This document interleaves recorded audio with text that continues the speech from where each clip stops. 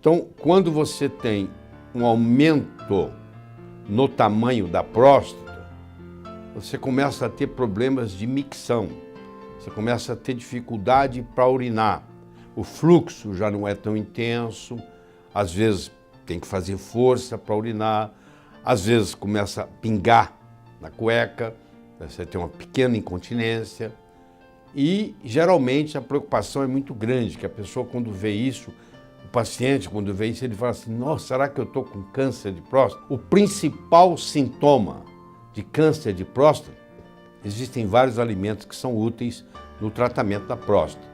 Um desses alimentos, conte pra gente o que o Dr. Lair tem feito em sua vida. Com certeza, o Dr. Lair mudou muito minha vida. Foi um divisor de águas, tanto na parte de minha saúde. Com certeza é o melhor que está tendo, Dr. Lair Ribeiro. Grave um áudio ou vídeo e mande pelo WhatsApp. Vamos lá, todo mundo vendo. Todo mundo vendo. Tô no... O melhor que está tendo.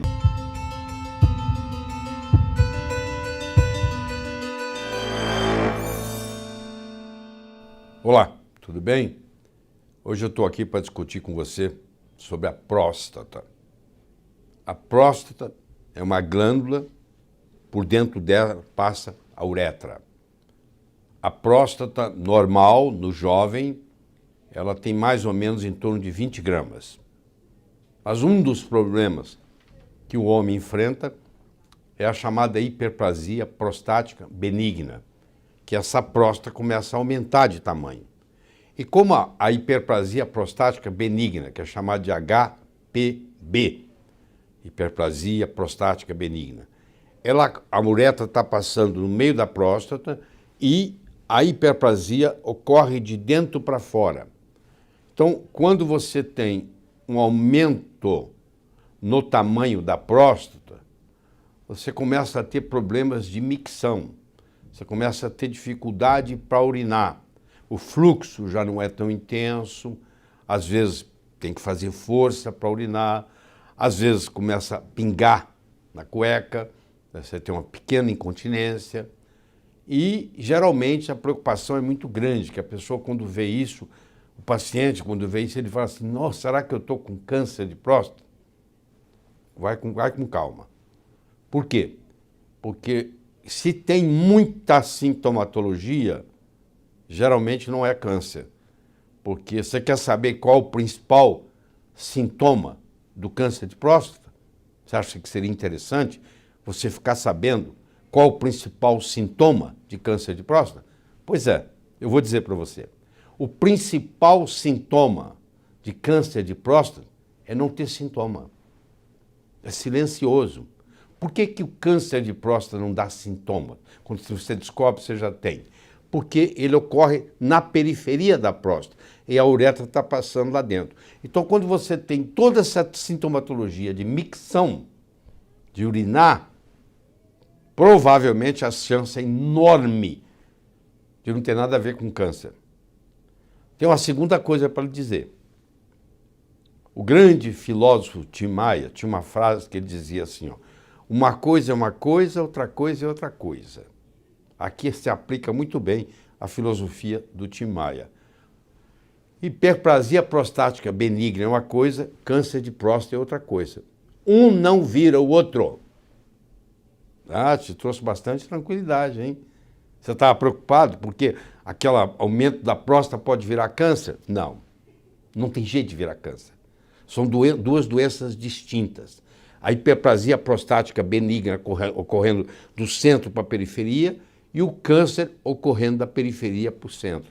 São até localizações diferentes. Para você saber se isso está acontecendo, na hiperplasia prostática benigna, a sintomatologia aparece. Então, a sintomatologia da micção, a dificuldade para urinar, cada vez que você urina pouquinho, um pouquinho tem que urinar de novo, aí você tem às vezes que acordar à noite por causa disso, atrapalha profundamente seu sono, isso é um problema sério, porque se você levanta 2, 3, 4 vezes para urinar, você acaba não tendo naquela noite um sono reparador, isso vai repercutir em toda a sua saúde.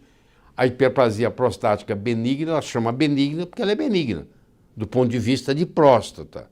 Mas ela pode repercutir muito. Então, se isso está te incomodando tremendamente para dormir, você tem que checar com o seu médico se você pode tomar alguma coisa para que você não urine muito durante a noite. Existem substâncias alfa-bloqueadores, que o seu médico conhece muito bem, e que vão permitir você acumular mais na bexiga e só descarregar a bexiga na parte da manhã. Deixa eu falar para você agora de um exame que, na minha opinião, um dia vai sair do mercado, que se chama PSA, que é o antígeno prostático específico, que tem uma gradação, você pode ir de 0 a 4, de 4 a 10, acima de 10. Tem significados diferentes, mas nós não vamos entrar nessa conversa aqui.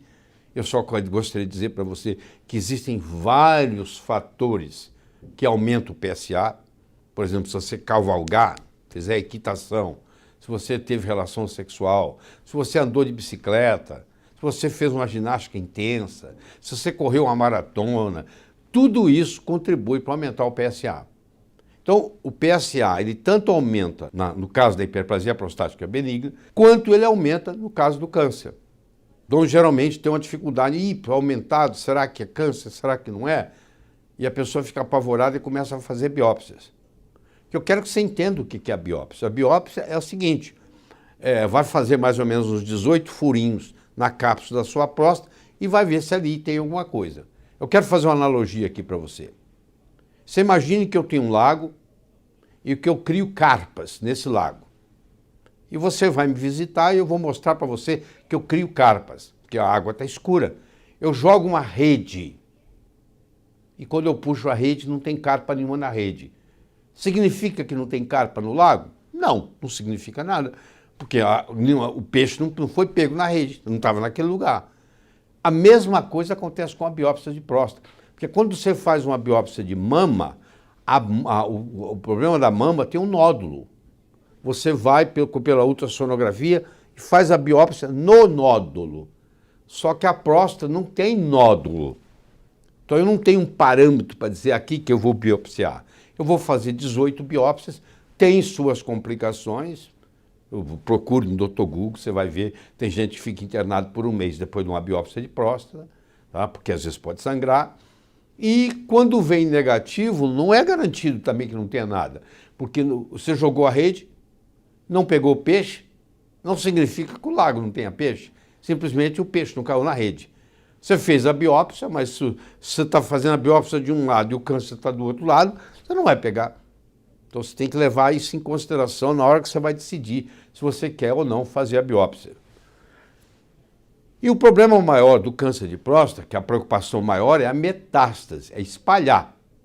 Tem estudos na literatura mostrando que a biópsia, furar a cápsula da próstata, contribui no processo de metástase. Mas deixa eu dar para você dois parâmetros importantes. Primeiro, que só 7% dos cânceres de próstata vão ter metástase. Então a chance de você morrer com ele, mas não por causa dele, é muito grande. Então uma pessoa que tem câncer de próstata, ela pode morrer com câncer de próstata, mas não por causa do câncer de próstata, porque a chance de metástase é de apenas 7%. Tanto é que nos países de primeiro mundo, quando passa dos 65 anos de idade, hoje a conduta é observar. Tem lugar, por exemplo, nos Estados Unidos, com mais de 70 anos não se opera mais. E já de 65 a 70 tem restrições muito grandes para operar, entendeu? Eventualmente, todo homem vai ter câncer de próstata. Eles têm estudos mostrando pacientes com 90 anos de idade ou mais, que morreram por outras causas, submetido à autópsia. Sabe quantos por cento tinha câncer de próstata? Com mais de 90 anos? 100%. Todos os pacientes que morreram com mais de 90 anos, por outras causas, quando feita a autópsia, quando estudado a próstata, tinha lá um câncer de próstata pequenininho lá guardado. Porque o câncer de próstata, ele leva 20 a 30 anos para evoluir. Então, se você foi diagnosticado com câncer de próstata hoje, significa que ano passado você já tinha ele, que ano retrasado você já tinha ele. Agora, eu pergunto para você, raciocina aqui comigo. Você é diagnosticado hoje com câncer de próstata, por que você tem que operar amanhã de manhã? Isso é uma coisa que levou 30 anos para chegar naquele ponto. Não é melhor você se preparar melhor para a cirurgia? Não é melhor você fazer uma alimentação apropriada, ter alguns dias para poder colocar sua vida em ordem, etc., do que amanhã de manhã tem que operar? Eu não entendo essa pressa, como muitos que estudam isso não entendem essa pressa. E o PSA, ele tanto ajuda quanto atrapalha, porque o PSA pode ajudar em você fazer um diagnóstico, mas muitas vezes tem nada a ver com nada. E existe o chamado PSA total e existe o chamado PSA livre. Conversa isso com o seu médico. Quanto maior for o percentual do PSA livre comparado com o PSA total, menor é a chance de ser câncer. Então eu posso ter um PSA de 12, mas se o PSA livre é 25%, por exemplo, isso é praticamente uma hiperplasia prostática benigna ou uma prostatite. Porque quem tem hiperplasia prostática benigna tem uma predisposição à prostatite. Então eu quero que você saiba disso. Uma doença não vira outra, hiperplasia prostática benigna é uma coisa, câncer de próstata é outra, uma coisa não vira outra. Você tem que tomar muito cuidado quando você analisa o PSA, porque ele causa muito, nós chamamos de falso positivo. Se você tem mais de 65, 70 anos de idade, provavelmente observar é a melhor coisa, não vai operando assim. E como é um câncer de evolução lenta, você não pode ser amanhã de manhã. E lembrando-se de que quanto mais sintomatologia você tiver, maior a chance de ser hiperplasia prostática benigna do que câncer. Existem vários alimentos que são úteis no tratamento da próstata. Um desses alimentos, que o componente é o licopeno. O licopeno é uma substância que ajuda muito, tanto na hiperplasia prostática benigna, quanto mesmo na prevenção até de câncer. Só que o licopeno é uma substância lipossolúvel. Ele não é uma substância hidrossolúvel. O que quer dizer isso?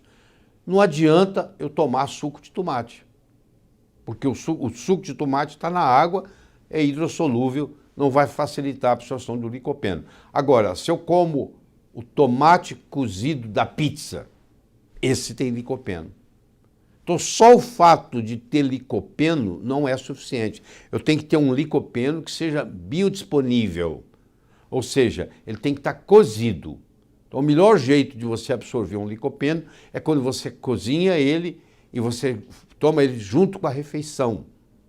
Aí, quando com a refeição, com toda a parte lipossolúvel da refeição, facilita a sua absorção. Mas é um componente interessante na proteção da próstata. Eu espero que essa conversa tenha ajudado você um pouco. Tá bom?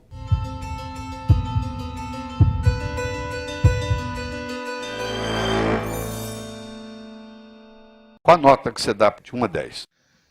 Com certeza, o Dr. Laí mudou muito minha vida. Foi um divisor de águas, tanto na parte de minha saúde, como na parte de autoajuda.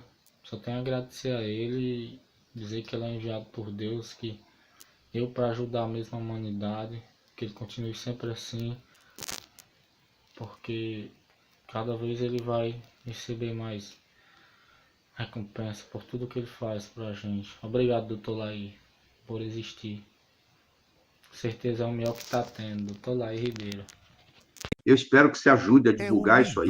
Passa isso para os amigos. Um presente, mandar esse link. Para receber áudios incríveis do Dr. Laí Ribeiro, mande um WhatsApp para 35 9946 8762 com a palavra Eu Quero. e receba conteúdo gratuitamente de um doutor que, sem dúvidas, é o melhor que tá tendo.